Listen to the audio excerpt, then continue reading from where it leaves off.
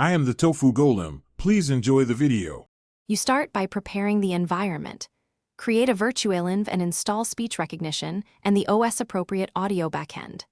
Once done, enable microphone permissions so Python can access input. Next, verify the mic works with a simple system recording. That avoids false errors later.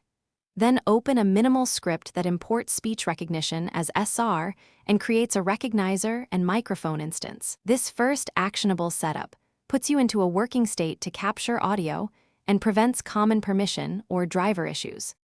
Now you record and translate speech. You should call adjust for ambient noise for about 1 second to calibrate levels, then listen and save the audio object. Once you have audio, pass it to Recognizer. Recognize Google or another API with language and show all options.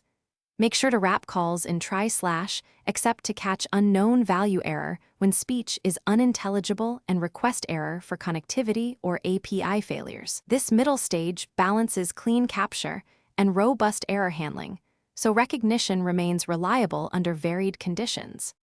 To finish, integrate recognition into your app.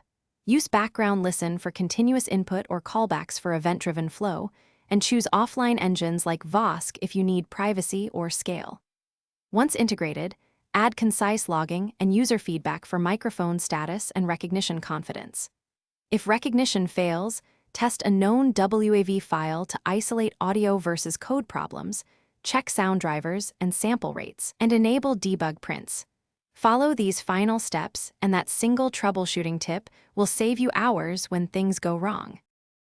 Thanks for watching. Consider subscribing if we helped you today.